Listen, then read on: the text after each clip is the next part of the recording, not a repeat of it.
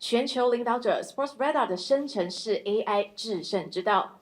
As everyone is exploring how AI accelerates innovation and transforms industries, we are pleased to welcome Mr. Oscar Brodkin, Managing Director APAC at Sportradar, to share his insight in this section.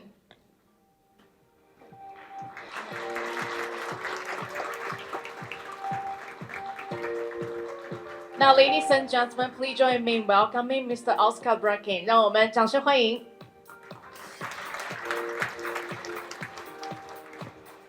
Thank you, and thank you AWS for inviting me. Maybe with all these AI experts, I can find some robotic AI legs, if anyone wants to offer me some.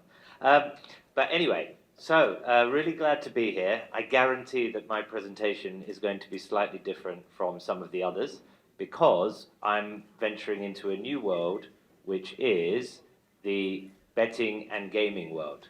So, and the reason why we're talking about betting and gaming, of course, we are powered by AWS, as you will see in some of the slides. But the lessons that you can learn on the betting side, what we've done in betting, and the lessons we've learned, because we are the pioneers of AI in betting, I think it can translate to the other industries that are in the room: banking, sales, traditional gaming, mobile gaming.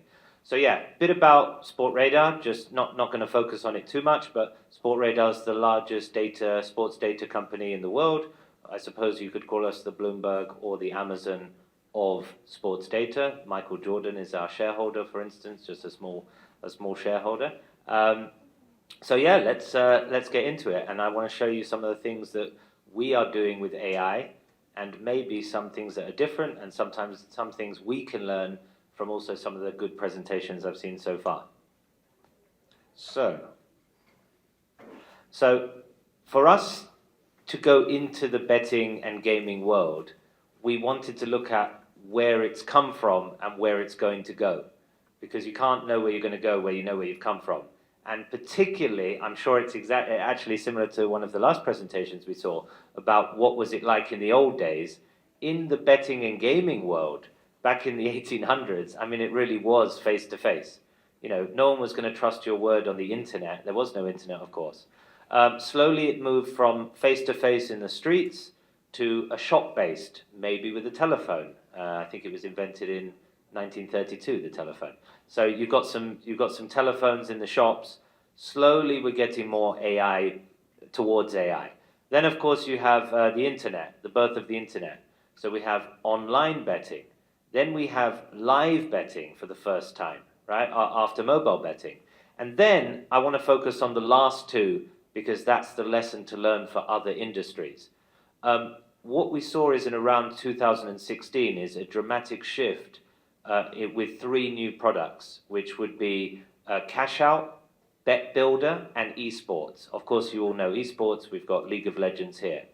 And what's interesting about this is it was a significant moment that when players were able to cash out during the match or during the game, it created a lot more revenue for the industry. And what we're seeing now in the 2020s is experiments with AI, bits and pieces, a few, but there hasn't been that cataclysmic shock to the system that all of these other periods have been. There hasn't been live betting. There hasn't been a cash-out feature. We're now just all experimenting before the boom. So later we'll talk about our customer, Taiwan Sports Lottery, and you'll see what we're doing with them.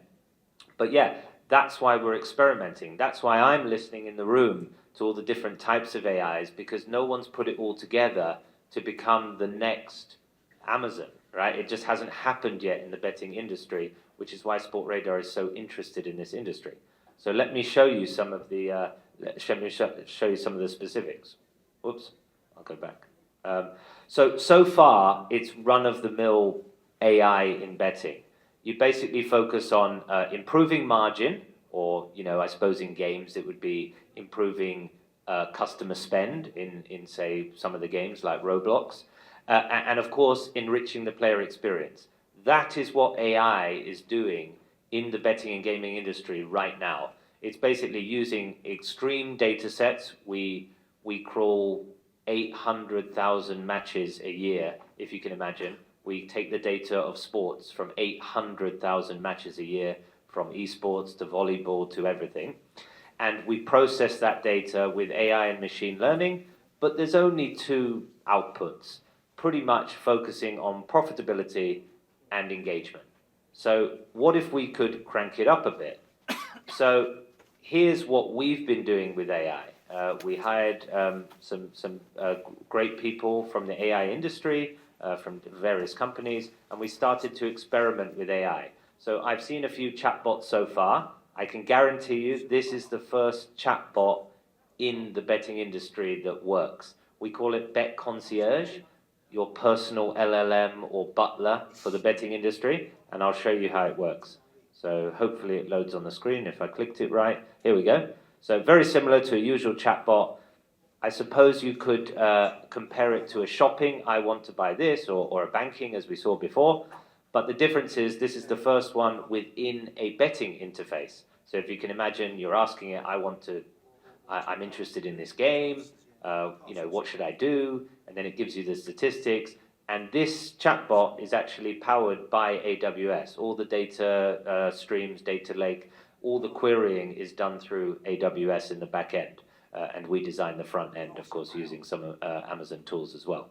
So we know it's the first one because there isn't one out there. So we're quite proud of that. And we're also using a lot of AI models related to player profitability. So you could equate this with other games. I've seen some, you've got your typical esports, but you've got Roblox, Minecraft, etc. We are able to profile 4 million customers all at the same time, learning all the time about the habits of the customers. So again, very similar to the giants, Amazon Prime, of what you like to watch, recommendation models. We're doing it in betting, and we're not seeing anyone else doing it yet, not at the scale that we're doing it. So we're able to increase profitability. We're able to save years of time. So here's a cool one, that stat about the 19.6 years. Basically, a lot of customers have to wait when they bet. They place a bet, there's 8 seconds, they get frustrated. We were able to eliminate the delay of people trying to place a bet online, which saves 8 seconds or 7 seconds or 6 seconds per customer times by the millions, hence the 19.6 years. So that's what we've been able to do on the AI side. So Bet Concierge, it's quite a cool tool and a good showcase, and it's the first step into AI using the tools of AWS and some of the other companies that we use. Who knows what the future will be, but if you stick around to the end of this presentation, I will show you the future as I see it, trying to always think of new methods and predict the future. So obviously AWS is the backbone of what we do. The 4 pillars, obviously most important actually is the bottom right. You've got to have a secure system. If it's breached, you might as well go home. So extremely important to us. The scalability and performance, if you can imagine, Sportradar is growing about 18-19% every single year. So the amount of customers that we're onboarding all of the time needs a lot of scalability, and we're innovating all of the time. What a great playground AWS to be able to experiment. And then, of course, the faster distribution, because in the betting world, like in the gaming world, speed is everything. My son was playing one of those games the other day on his tablet, and it froze and buffered for about a second, 2 seconds. I mean, if only he knew, 20 years ago, you wouldn't even have the games online. Now he's complaining about 1 or 2 second buffering. So obviously, faster distribution is very important. And then, as an example of what we do, 2 examples here, one after the other.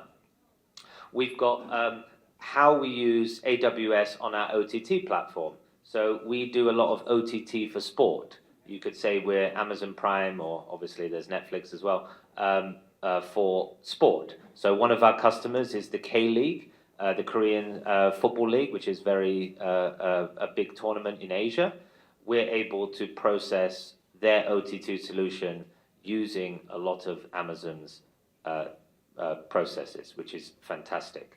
And then the slide that I really wanted to focus on would be our relationship with Taiwan Sport Lottery. So Taiwan Sport Lottery, you might recognize, they have quite a few shops in Taiwan. There's over 2,000 shops everywhere. We're able to power their website, mobile and desktop, and then of course their shops with their retail, with the UI, and we're able to do that with the AI in the back end. So, if a customer walks into the shop in Taiwan and wants to bet on an NBA game, I recently learned that Taiwan shops are open almost 24/7 for the betting shop for NBA. Let's have an example of they want to bet on some basketball. That solution needs to be up because, of course, if not, they'll go somewhere else and they want to place a bet. So we're able to do that for Taiwan Sports Lottery as well as many other customers, licensed customers around the world. So some of our other customers, we work with the equivalent of Taiwan in Hong Kong, in Singapore, in Switzerland, in Finland, and all different places around the world. And we're able to power that solution with quite a lot of AI in the back engine. And if you can imagine how many bets are placed on tickets in terminals in Taiwan every day, it is a lot of tickets. We're counting into the millions. So this is probably three of the most important slides coming up, and I can do quite a quick presentation, and I'd love to speak to some people after the show if people have some specific questions about betting, sports data, anything related to lotteries. I can obviously help with having been in the industry for about 20 years. So here is my personal predictions on how AI will transform our industry. That would be betting, sports, media and data. That would be casino, slots, of course in other countries besides Taiwan, and also potentially gaming as well. So the first prediction is the obvious one that everyone knows in the room, and that is the classic vibe coding. There is just going to be a massive explosion of people thinking or trying to code gaming-related apps, betting-related apps, using LLMs. Sometimes the prompts are lazy. Let's just be real. Hey, build me a platform that looks like the other one. And then the user gets frustrated when the outcome is not as good as they think. So what we're seeing is a lot of people, and that's why I said that the bang hasn't happened in the betting industry yet, because no one has cracked yet. No one has cracked this explosion of AI meeting the demands of customers, which I get to at the end, using some of the traditional LLMs. My prediction, and we just saw that on the previous slide, my prediction is you're going to have to in-house the AI tools, in-house using some of the giant companies such as AWS. But the only way to make it so niche that you're able to build a platform is to do it yourself, in-house, using some of the tools. So that's the first prediction, and of course sometimes the outcome isn't as people expected, and that's what we're seeing at the moment. The second, and this is going to be related to gaming, this is related to OTT platforms, Amazon Prime, etc., is that we're going to see an attempt for heavy personalization. So at the moment, of course, your algorithm is great for you. It's recommending films that you want. It's recommending games that you want within the marketplace. But it's not, you couldn't, and of course your social media scrolling is tailored towards you, but you can't say on the pricing end, on the experience end, it's perfectly tailored to you. So I've given an example here where two prices to a different customer are completely different. And you would say, well, they've been doing that in other industries for years. The price of OTT for films in, say, India is different from America. But what if it was individualized per person? Is it possible that when you're shopping, the price for you is different for someone else? Now, of course, it could lead to complaints. Why do they get a different price from me? But what we're seeing specifically in the betting and gaming industry is that you might need to give different prices to different people, because they come from different walks of life, different churn rates, different loyalty to the brand, and maybe you've got to pay more to make them stay, hence different pricing. So this is my prediction that I think personalized, or our prediction using our company's data, that I think this could happen. We're already personalizing prices per bookmaker. So for instance, we could give a different price to Taiwan Sports Lottery as we could to one of our best customers in the US, DraftKings. They would have a different price because they would have a different user base. So that's very important. So I think that's coming in the next couple of years. The third one, and this applies to everyone on any customer-facing platform related to gaming and entertainment, obviously it's going to come that even the experience is going to be personalized. So I've given in image 3 is an example of a personalized croupier or dealer. So why would you do that? Who cares? Some people say. Well, a lot of people do. A lot of people are going to say, I want my dealer to look, like I saw in James Bond. So I want them to look like this. So it's a gamified experience. We do see a couple of people experimenting with this, and this is going to come. I would say, this is going to come in the next 6 months. Now the question is, the winners are the ones that are managing to personalize it beautifully, seamlessly, not tacky.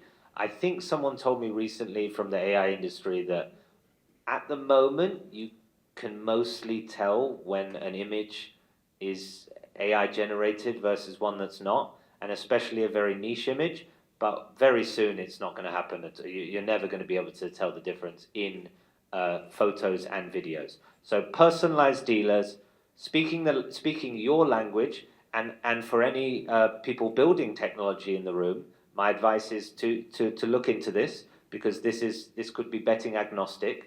But you don't have to be in the betting industry to be able to produce magnificent personalized dealers. It's a technology play.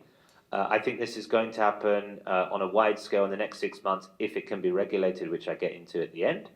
And image 4 is not a joke. That is camel racing, and it's to symbolize that there is going to be a massive explosion of new sports. Just as there is a massive explosion of AI-generated presentations, AI-generated analysis. It's in my inbox all the time. Here is some analysis, Oscar, for you to look at.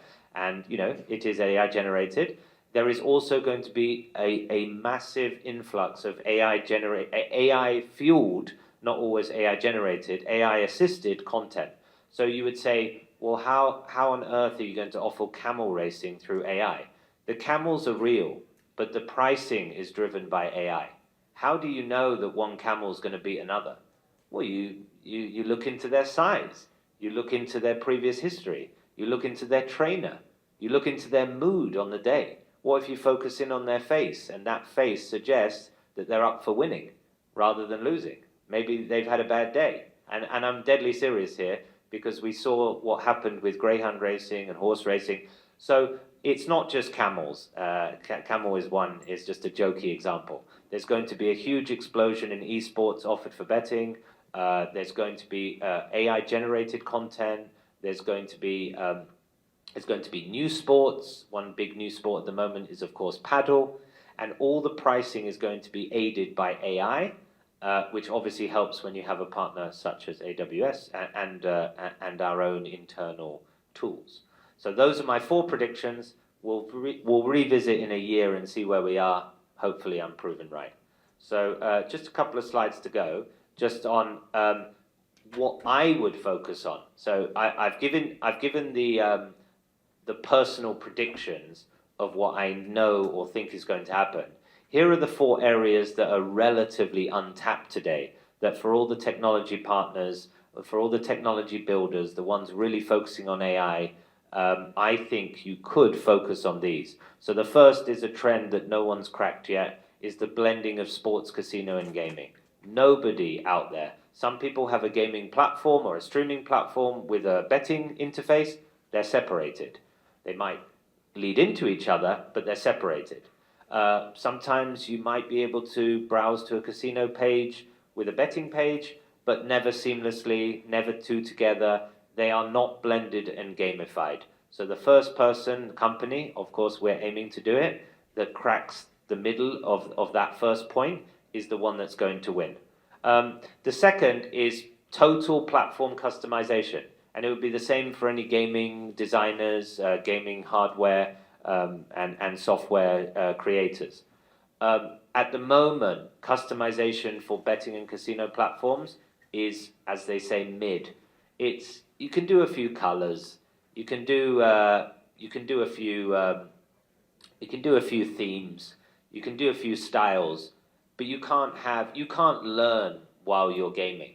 You can't say, I want the entire theme to be ancient Egypt.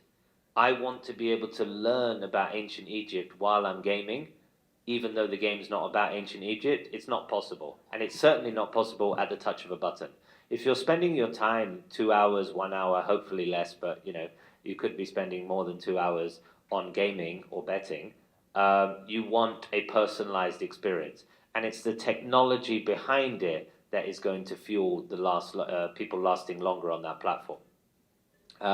So the third would be personal robo-advisors. We've seen it in financial apps.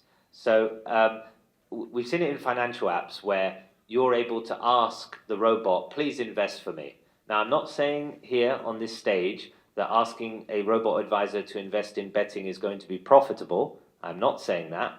But what I am saying is if you want to have an experience where you say, hey, chuck a few $20, $50 on this event, I kind of don't really want to lose too much, or I'd like to win a little, and I really like a certain player.